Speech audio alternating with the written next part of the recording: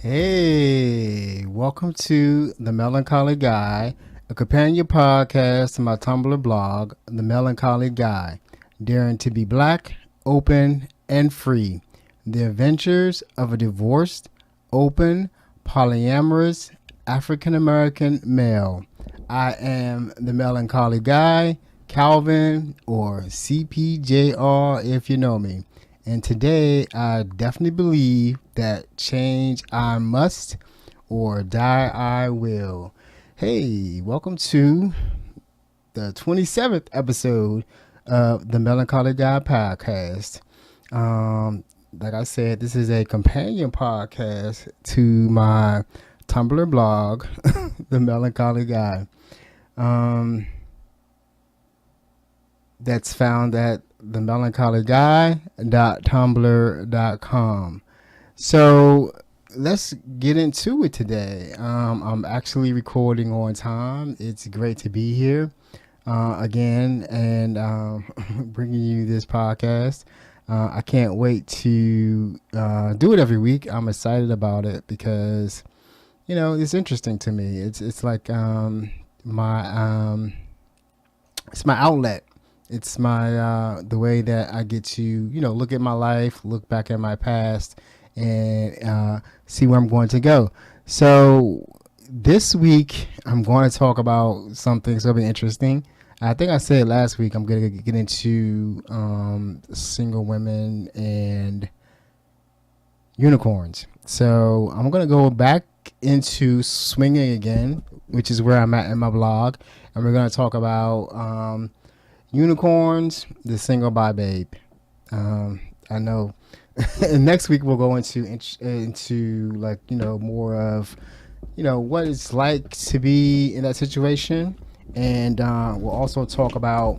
Oh, excuse me. I clamped my paper down with the mic stand, and then we'll talk about how they hook that up and all that kind of stuff. But today, I just want to talk about I guess I want to say like an issue in the non-monogamous world with the single women, and especially with the whole sexuality thing of being bisexual or gender fluid.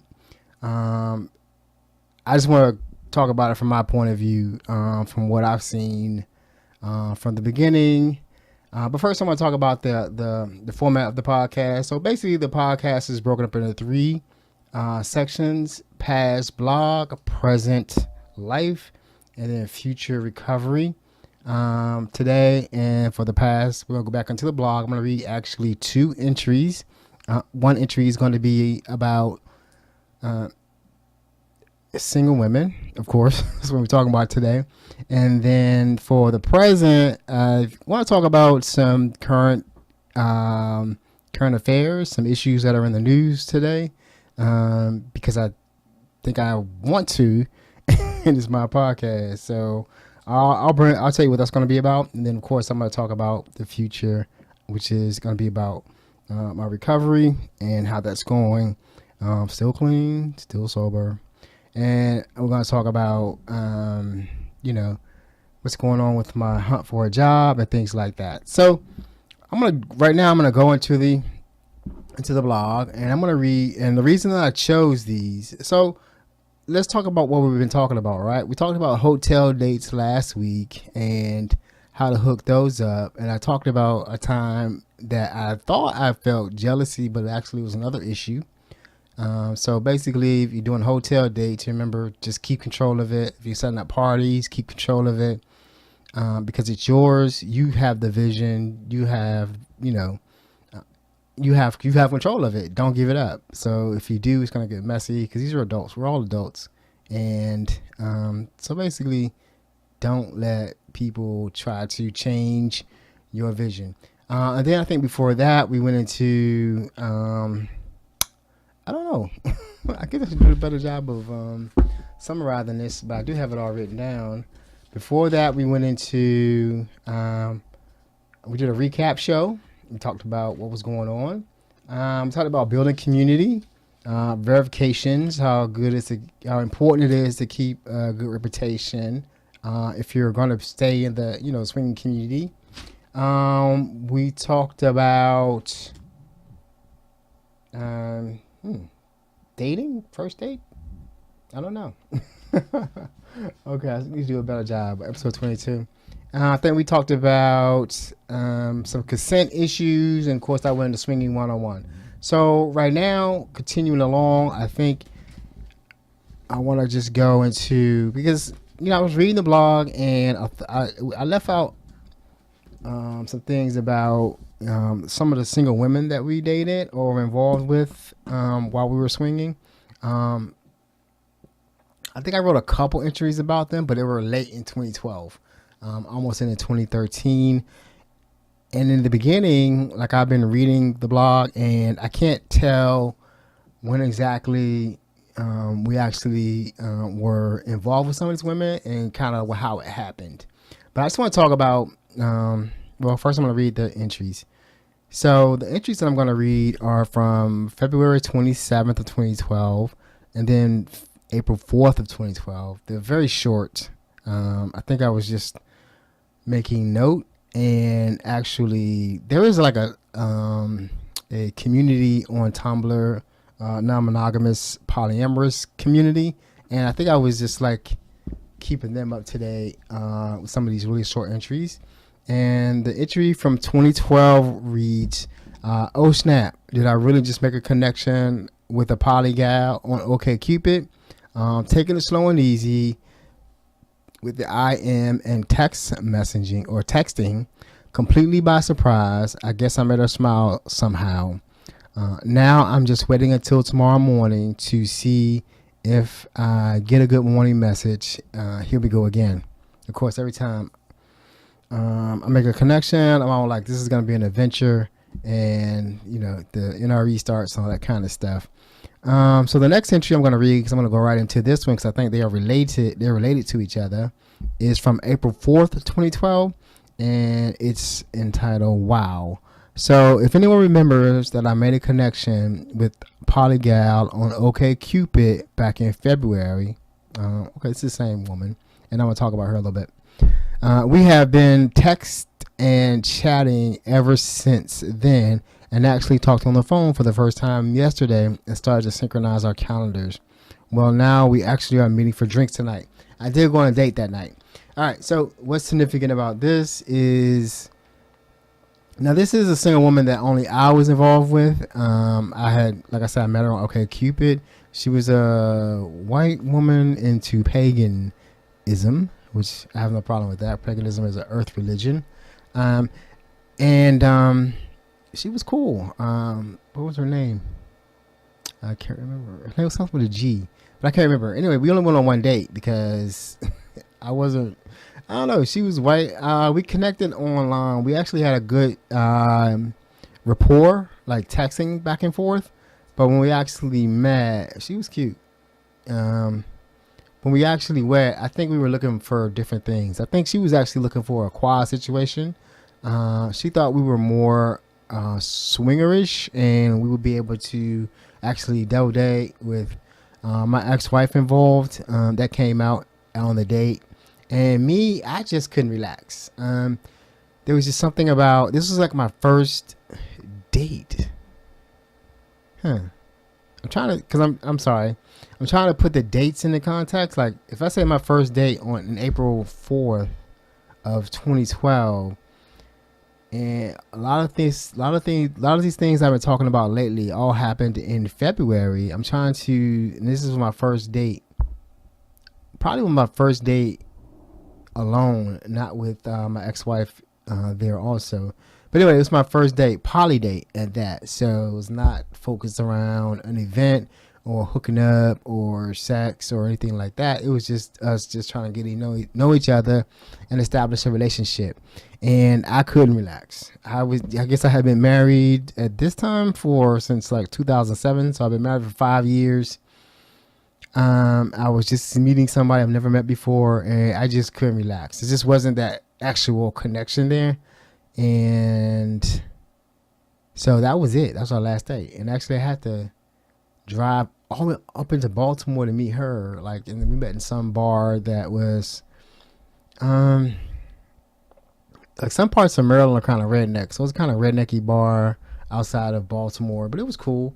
Um, so I just couldn't relax, and that was our last date.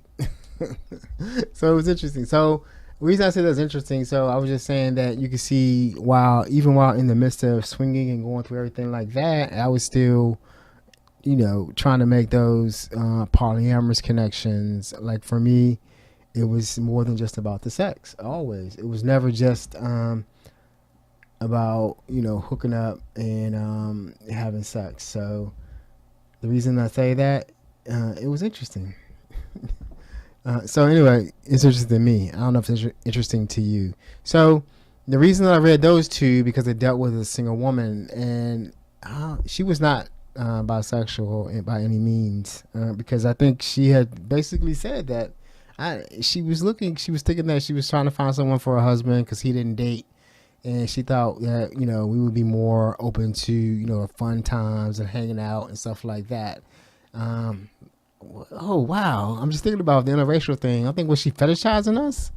Because I think she had told me about when she was younger, she would date black guys, and it would pretty much just be sexual.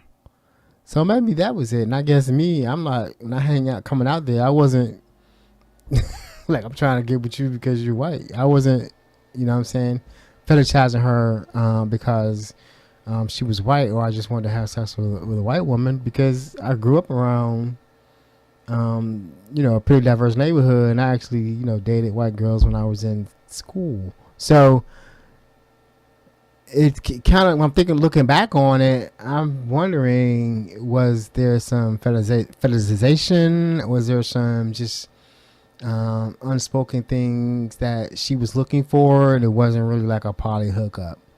There was actually like some, because I think she did say she thought we were swingers, and she actually thought we were more interested in sex or foursomes, threesomes.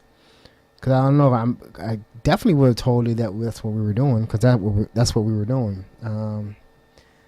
I do speak quite openly when I'm hooking up with other people. I don't like to just talk about what I'm doing.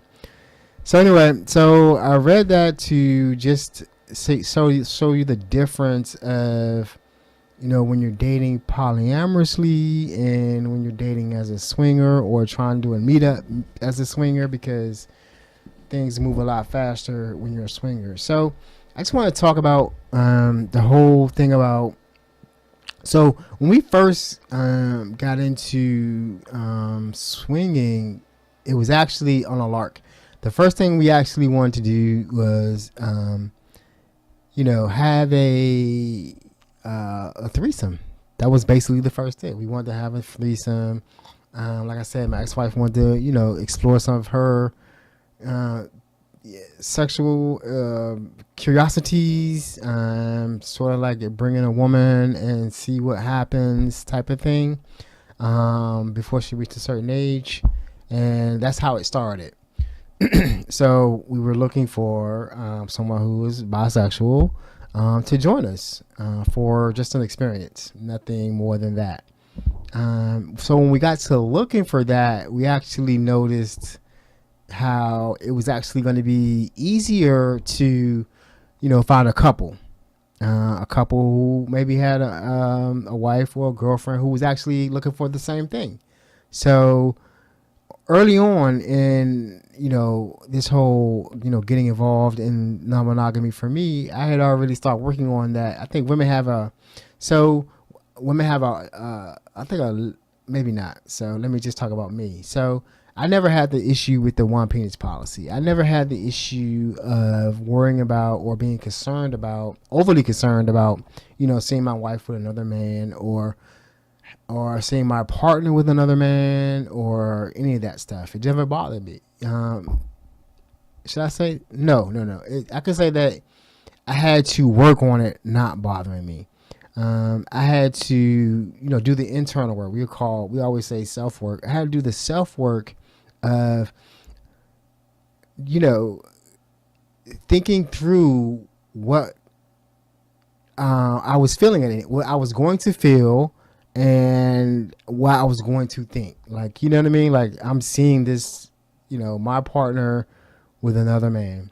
Okay. She's been with other men before. That's true because she's been married. She's had 2 children.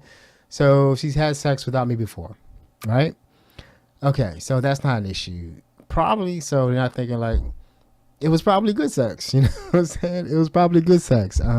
She probably had sex after me. And it'll probably be good sex. But it's not our sex. You know what I mean? Our sex was good.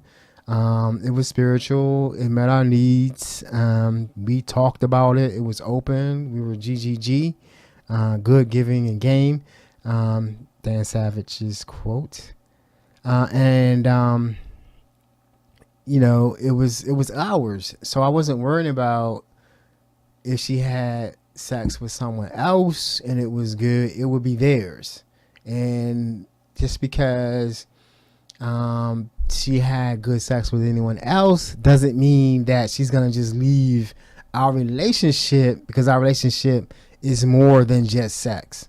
You see what I mean? So see, I started doing these exercises in my head even before we got married, like just getting ready for the event of being in that situation where we're sharing ourselves with other people. I don't think, because, and another thing, I never had the issue of claiming ownership. This is my pussy, nothing like that. You know what I mean? Because I know that I don't own a person. I don't want to own a person. I want a person that's with me to always feel free to do whatever they want with their body, and not worry about how I feel. Of course, I have my boundaries, and I will do what I need to do if you cross a boundary that I have, but I don't have any rules about what you do with your body, or time or money. You know what I mean? Because we're all adults and we all can communicate. We all can express and I want to be in that environment where we can openly talk about what we want. So that's what we were doing like early on.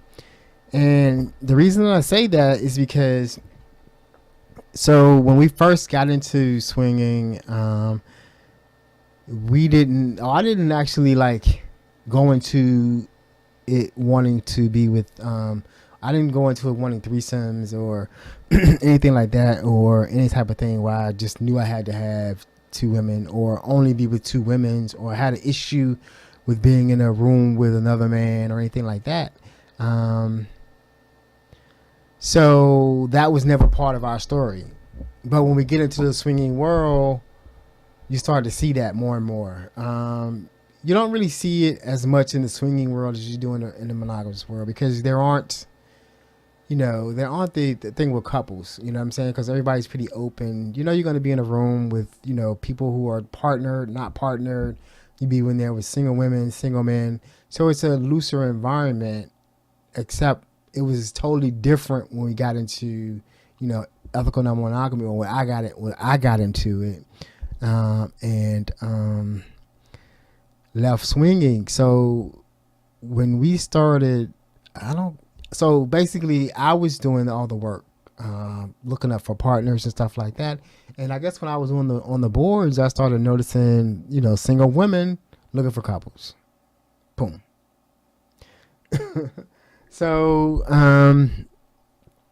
So we basically just jumped into it. You know what I'm saying? So I just basically would see a woman, I would send her a note and ask, what's up? And then I would go back to, my ex-wife and say, hey, this person wants to hook up.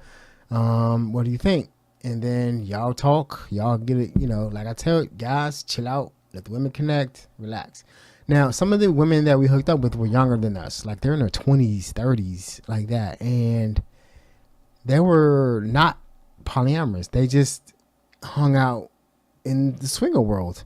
We didn't call them unicorns. I didn't know about unicorns until I got into polyamory.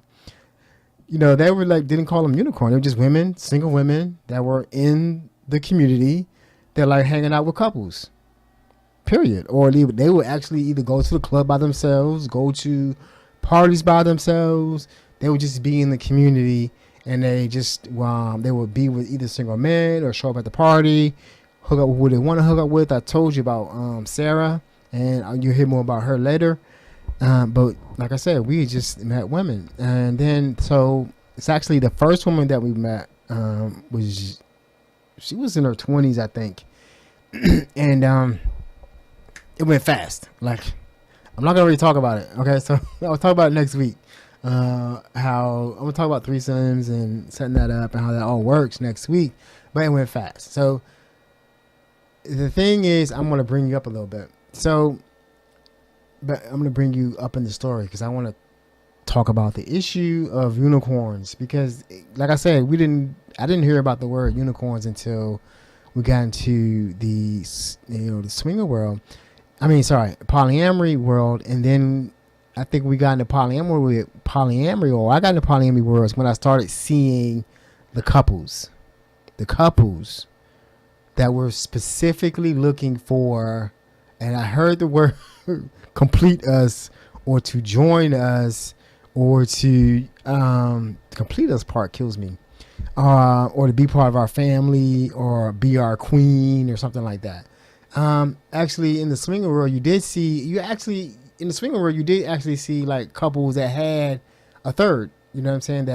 But that third was strictly sex, and we actually had one too for a little while, but it was strictly sex. In fact, she didn't want to be in a polyamorous relationship. She didn't know anything about it.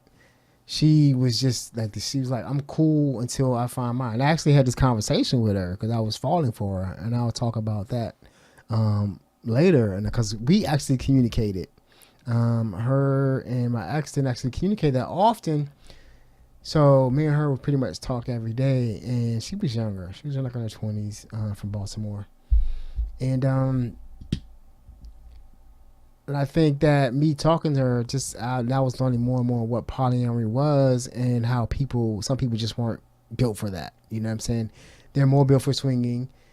It got weird. I'm gonna tell you about these stories. Why a lot of this is gonna play into why we actually left swinging and why I left swinging, and why I probably will never ever fully go into swinging world again, more group sex than just swinging, because it gets weird. I mean, just a lot of shenanigans happens.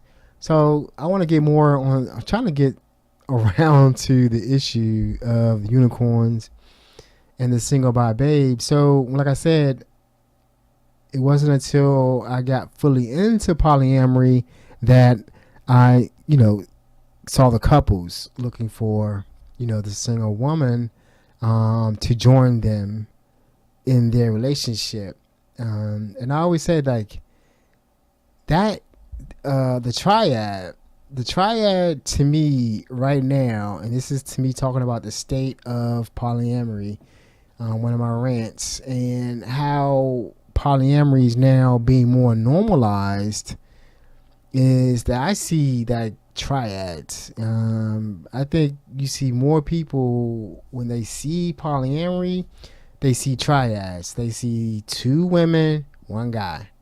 I'm not gonna talk about white, but two women, one guy.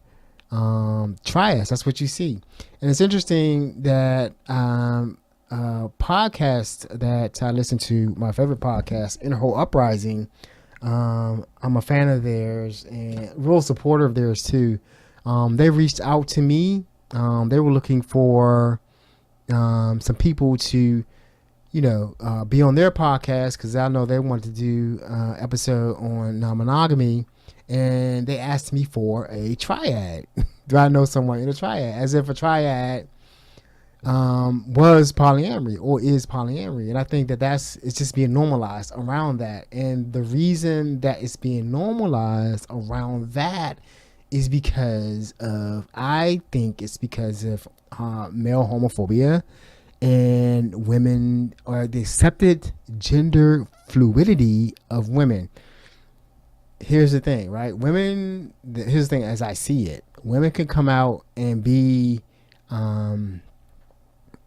bisexual all day long. They can walk into any group, room, club, and just say I'm bisexual and receive not a side eye or a glance other than look at you, let's go. But if a guy walks into a room and says he's bisexual, or if he's even comfortable with it, or by flexible, or by anything, automatically it's gonna be seen as gay, right? Right? If you're because of the homophobia.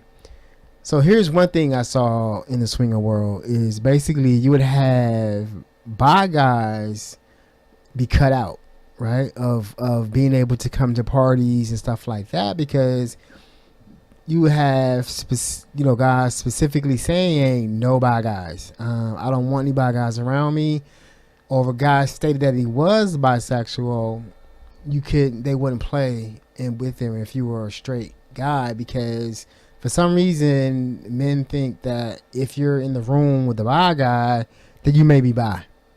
Or if a bi guy touches you, or no, if you're in the room with a bi guy, he's gonna automatically want to touch you, right? And if he does, you're gonna turn bi. You're gonna turn bi or be gay, or you gotta fight him, punch him, because you don't want to be seen as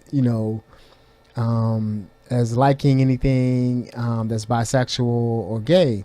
You're gonna want to fight. So that's why I say homophobia. So basically, you have a lot of people just putting that in their profile. No bi guys in my room. I don't want them in my in my space. I don't want them around. And it's especially true in the on the African American sites.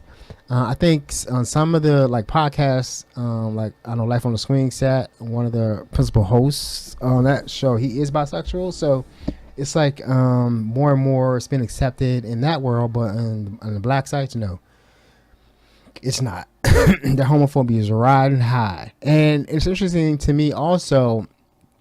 I also noticed on the sites, on the Facebook sites, on the groups and things like that, you're always doing introductory posts and putting up your little introductory thing. And I noticed that all the guys would always say heterosexual, and I don't know, for some reason it just got to me because there's a few well-known bisexual guys in the groups, but you know them, right? So and also some gay guys too, but it always got to me why are guys always putting heterosexual in their introductions and profiles? Because I would assume that every guy is heterosexual unless he said bisexual or gay. I don't, because that's what most of them are. Then I recognized what was going on. I recognized that most guys were doing that because they wanted you to know, first off, that I'm, 100% strictly diggly. Oh, I'm sorry, 100% strictly, that's women would say that, strictly diggly. I'm 100% heterosexual. I don't play that bi shit, gay shit. And also, they would put in there that their, woman was bisexual, because they wanted to be able to put her sexuality in there to let everyone know that, hey, we're open for, the bi woman to come in. And it got to a point that women or straight women would feel like they were being slighted, or feel that they were being slighted because of the desire for, so many bisexual women. And that's why I'm saying the term unicorn struck me as odd when I first got into polyamory, because I'm like, well, we had single women all the time. I don't even know, they were looking for dates to hang out and couples to hang out with, because if you're a couple and you take a young lady out, you're gonna pay, you got to take her out, you're gonna date her. So that was a benefit to being with a nice couple in that area. But the issue with in polyamory or ethical non-monogamy, or whatever you want to call it, or polyfidelity, that's actually what I call it, is that couples would try to clamp down. It's not really, they weren't really practicing polyamory in my view.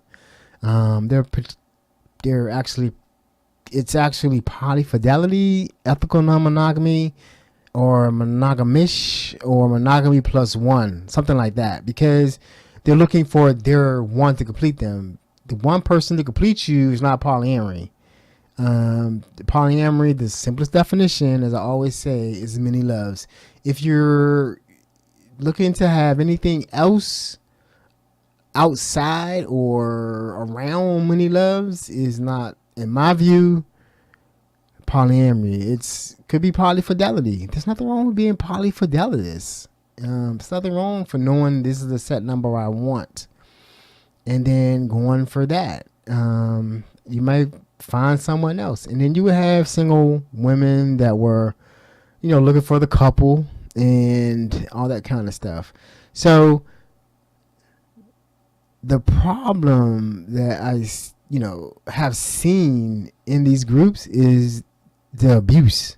I don't know what else to call it. Abuse of people, emotions. I don't know. I'm not gonna say physical abuse. I'm gonna say mental abuse. I don't know of any physical abuse other than fights. I know of some fights, some jealousy going around, and people being moved in a house one day and out the house the next day. I've seen couples change their complete routine, move somebody in, paint rooms, plan on a pregnancy, and then find out there was another ulterior motive going on. And then have to move the person out and come up with a new plan. So it's like, that's basically, like what my issue is. It's like, it's not polyamory. It doesn't seem like polyamory to me. It doesn't feel like polyamory to me. Polyamory to me is like being open to multiple or many loving relationships, be they romantic or platonic or, any mix of that. But the set number at, I think you can have a set number at a given time, but for a specific reason, not because it completes you. And here's the thing, another thing on top of that, and I'm going to just talk about that, and then I'm going to close it out because I don't want to go over too long. And I still have to talk about, the current affairs, what's going on in the news right now, which is another toxic situation. It's the configurations. And I'm going to write about this. I write it every night, like I said, on Instagram. If you ever follow me on Instagram, The Melancholy Guy, or Cal Pierce Jr., I think it is. You can find me on Instagram, but it's the configurations. I don't know how it started or what happened, but every time we get someone, we used to get to new people into the groups, we would always give them these diagrams of, your configurations that were considered polyamorous. And then I noticed on the diagrams that it said ethical non-monogamy at the top, not polyamory. It was doing the V's and the triangles and the whatever zigzag lines to differentiate or show you the different configurations. And I'm like, that's not polyamory. That's configurations. That's just ethical non-monogamous configurations. That doesn't even begin to actually show what polyamory is. Like I said, most of the successful relationships that I see now don't match those configurations. They don't match it at all. There is no configuration actually in most of them, or this is ziggy-zaggy line, you know what I'm saying, or the polycule. So I think. And I'm on, I follow people and hashtags on Instagram, and I see, more and more people talking about just being open to love and all that kind of stuff. And I see more, I still see all the triads, and then, and I see some people do post polyfi, which is great. Polyfi is great. That's what you want to do. If you want to try that, you're in a polyfi situation, wonderful. And it's closed. It's going to stay closed. You're polyfi, baby. That's great. Let's keep talking about it. Talk about polyfi. So I like the way more people are using, ethical non-monogamous and not necessarily polyamorous. So this was my rant. Like I said, I just want to talk about, the single bi babe and unicorns because they're not unicorns. They're not that rare. I think they hide. They better hide. They better hide, man, because these people out here are searching for you. And I didn't go into the whole thing about I will talk about the one penis policy. So I talked about the whole fluidity. So I talked about in the beginning, the work that I did, right? The self work that I did, because I didn't want to, be that guy. I think towards the end of our relationship or the end of our non-monogamous phase together, I think she did express that she wanted to do the threesome with the two guys. So we did threesomes, foursomes, but she wanted to do, find herself her guest player. You know what I'm saying? I probably would have, did the cuck thing and sat back and watched and joined in when they, wanted me to join in. But I was gonna let her, not let her, but she was openly searching for her star player, her guy, and to come over and do the same thing we did, with the single women. That's how I think in my life it should be. And in my view, it should be like equal. What's good for the goose is good for the gander. You should not lock that shit down on one type of configuration. That's how you cause, frustrations and resentments. So the whole thing about the unicorn and single by bays, because you have so many couples that are stuck with the one penis OPP, one penis policy. Basically, guys are afraid to let their woman do what she want to do. We have a lot of women who I've seen come into the groups and non-monogamy, and will just be like, "Yo, I just only want this guy," and we trying to find our woman, and then after a while, seeing how hard it is to find a woman, say, "Yeah, I want other guys," because it takes time, and it's like that thing about not allowing for free communication. Like, I don't want any type of issues in my upcoming relationships, and this includes me doing, talking about, my addiction and all that stuff, to be able to talk about anything, open conversation. We could talk about anything, desires, problems, issues, so that we can grow from that shit. You don't grow from not being able to talk about anything, not tackling subjects. You don't grow. So it's like a lot of couples, when you see those couples, and the women are hiding, openly hiding, in the non-monogamous world, because they are afraid of being attacked, getting their inboxes flooded from couples who are searching for these unicorns, and they are hiding. They aren't hard to find. They just don't want to deal with your ass. That's just it. Stop it. Stop coming in and saying we the greatest thing on pie and we just need our single female to complete us. That shit don't work, man. Just stop it. Fuck. All right, so that's my rant. Dudes, do your work, man. Do your self work. Open yourself up to your woman. Talk to her. That's my thing. Talk to your woman. To your women. Talk to your partner, the person that you're with in your relationship, and just listen to what she wants, and then you express what you want, and be open-minded about it, and be willing to do the work, or just get the fuck away out. Just stay out of the community. Don't be toxic. I'm out right now because I'm toxic. Don't be an ass. All right, peace. So that's my rant this week on unicorns. So next week I'm gonna go ahead and go into threesomes and all that shit. I'm gonna put a disclaimer on that one. I'm not gonna be talking about sex, but I will be talking about threesomes and what we did. So that was past blog, and I'm gonna go into present, and I'm gonna chime in on the biggest controversy in our community right now is Bill Cosby. Bill Cosby was a rapist. That's it. I don't I don't know how it got to be a racial thing about why we letting 45, still be president and all this shit. That shit didn't happen with Bill Cosby yesterday. It happened years ago, and he's just going to jail now. So obviously 45 may still go to jail. If he actually did rape some people, they should do the same thing these women did. It took them bravery and effort, much effort, to get to this point. So if there are some women out there, and I hope that they would, press those charges, man. Get that dude arrested if he's a fucking rapist and a sexual assault person. Get him arrested. It's not about race with me. It's about, or whoever the fuck, he wrote some good shows and shit and all that, and he was gonna buy NBC. I don't get.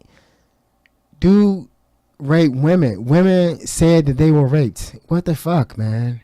Don't even go there. If a woman says that she was raped, she was raped. Listen to her story and find out if it's true, or believe her and then go after the facts. You know what I'm saying? I think there's like 90% or 10% not true, and women don't claim false rape, please. But believe a woman when she says she's raped, and then go after it. Now, here's what I think that's going on with the Bill Cosby thing. I actually had an uncle who was like, "Oh, Bill Cosby was a ladies' man back in the day. That's what he did." So basically, Bill Cosby was married. He was cheating on his wife, walking around with a pocket full of pills and drugs, and passing that shit out to Candyman, having sex with a bunch of white women, or a bunch of women, and all kind of shit was happening, right? So that's cool too. I've never walked around with a pocket full of pills. Walked around with a pocket full of weed, but not a pocket full of pills. Wasn't nobody passed out. I don't have anybody accusing me of rape ever. Not one. Let alone 30, 40. So, they paid them off, all this shit. I'm like ashamed of a lot of shit that I'm reading off Facebook. And I did have to unfriend 4 people, and some people in the community I let some shit pass. But man, to make this a racial issue, and then to see people attacking the woman because she's white, how would he want to? She was younger, people. She didn't look like how she looks now. No one give me a fuck how she look. What is wrong with you people? Really, what is wrong when you want to let a rapist pass? So what I'm thinking that is happening with a lot of people is a lot of people got some rape in their past they don't want to deal with. You know what I'm saying? They don't want to deal with, maybe there was a ladies' man and passed out some pills, and a woman might have passed out, and or a lot of dudes running trains on women and all this kind of shit. I ain't never been involved in that shit. And maybe that shit was borderline rape or was rape, and you don't want to deal with that. So you want to let this rapist pass because you don't want to face your rapist past. You know what I'm saying? Nah, it's not gonna fly on my. It's not gonna fly with me. I don't give a fuck. Dude is a rapist. He's going to jail. 80 years old, whatever. It took that long to get him. I don't care how much money he paid out, because the fact that he had to pay out money to tell you something. You know what I'm saying? Sex don't cost that much. You could have saved a lot of money by engaging a sex worker. You're paying women off in the millions of dollars. Something wrong. You know what I'm saying? You're carrying around pills in your pocket. Something wrong. One of your major jokes that I remember growing up is putting, Spanish fly in a woman's drink so she getting horny. Something's wrong. And it's not going to pass for me. I don't care. That's it. And then I'm going to go Kanye crazy. I don't know, man. It's interesting. The music that I've heard so far, is trash. And I don't know. I stopped listening to Kanye a while ago. I always had an issue with that song, the Gold Digger song, "Leave Your Ass for a White Girl," and he did that. He said who he was back then, And like there's some cuts of Kanye's that I really like, and he has talent. He's a genius, but his behavior is definitely erratic, and I think we're seeing like, I don't know if we're seeing like living art or something, or a breakdown, but I don't know. It's like interesting for me. I'm not gonna add these music. I don't add like the Pablo whatever that shit was. I didn't add that shit to my playlist. I don't stream it. I will not stream it. And then whatever he's coming out now, what I hear now is trash. So that's that. But supporting Trump, nah, I'm not with it. You can't convince me that that's makes any sense whatsoever. So good luck with that, people. So that's my talk about the current event, and much props to the young man down in I don't know where it was, Tennessee, for saving those people. Our president doesn't want to acknowledge you. I'll acknowledge you for being brave, saving your life, and then saving the lives of more people. I commend you, sir. And I'm sorry that our president is a coward and will not recognize your bravery. We're in a strange place right now in this country. So I think I'm going to let it go with that. And next week I will go into new blog posted. I posted the my quarterly posting about where I'm at and what's going on. So that's on the blog, melancholyguy.tumblr.com. So I have an interview on Tuesday of this week. Good luck. Wish me luck. And as soon as that pops off, we're going to pop off with the new business adventure. I'm not going to keep saying it. I'm not going to say what it is yet. I've told some people, and I'm excited about it because it's something that I did before, and I've been wanting to do it again, and I don't know why I just didn't do it, but I'm going to do it this time big. So, the Melancholy Guy on Tumblr.com. The Melancholy Guy is my Facebook page. I post regularly on Instagram, The Melancholy Guy. Anywhere you see me, you can find my link tree with all the links to where the podcast is posted. Podcast is posted on Spreaker.com. It's also posted on YouTube. There's a YouTube video. I record a video every time I do these things and post a video on YouTube. Nothing exciting, but just me sitting here talking on the microphone. And I post the latest episode on SoundCloud, only the latest episode, because they're almost running an hour, and I'm not going to pay for SoundCloud. I already pay for, Spreaker, and money's tight, so it's only going to be housed on Spreaker, all the episodes, and YouTube, of course. Stitcher. You can find the podcast on Stitcher, The Melancholy Guy, Apple iTunes, Apple Podcasts, wherever they call it over there. It's up on every time. It'll be up tonight. The Melancholy Guy.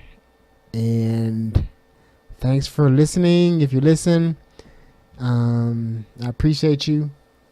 I hope you get something out of it. I know I do. I need this time to just sit down and talk and think. And just check in with some of my loved ones and stuff like that. So always remember to love and respect yourself first, and everything else will take care of itself. Peace and namaste.